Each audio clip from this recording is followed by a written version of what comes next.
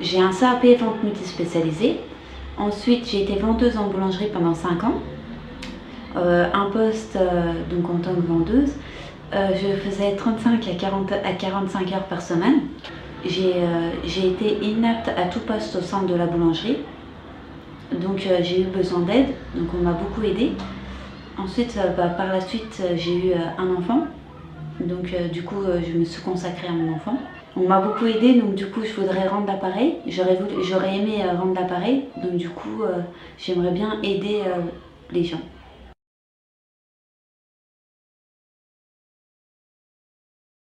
Donc j'ai été voir Hélène, et donc elle m'a parlé de la formation DEAES, mais avant tout j'ai fait une formation ATCP, d'aide à la personne.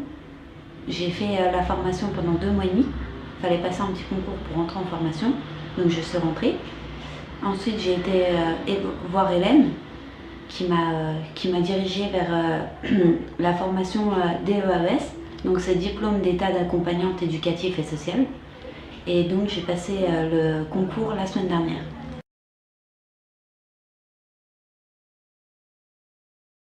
J'ai fait un stage, le premier stage j'ai fait à la Croix-Rouge de Lunéville, à la Croix-Rouge de Lunéville.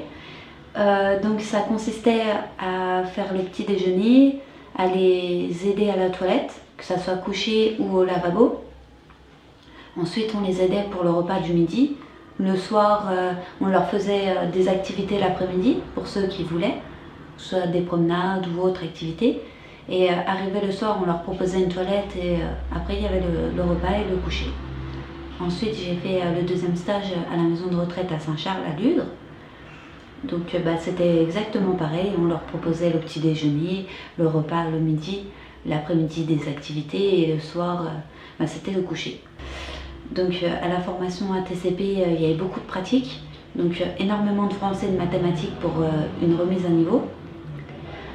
Il y a eu des cours de PRAP, donc c'était pour la posture du dos, pour comment lever des malades.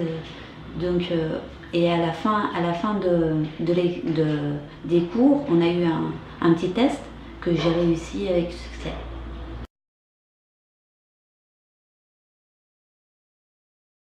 Donc la formation qualifiante, elle va m'apporter le savoir-faire, comment aider les personnes. Ensuite, ça va m'apprendre beaucoup pour les stages. Ça va me développer dans mes compétences. J'aurai un diplôme, c'est ça qui me passe avant tout, le diplôme.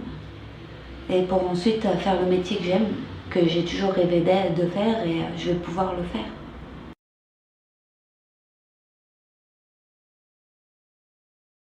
L'accompagnement se passe très très bien. Si on veut un renseignement ou autre, on peut téléphoner. La personne nous a tout de suite, on l'a tout de suite. Ou au pire, on peut venir voir directement. Et elle nous établit un lien de confiance. Donc du coup, on peut parler de tout et de rien.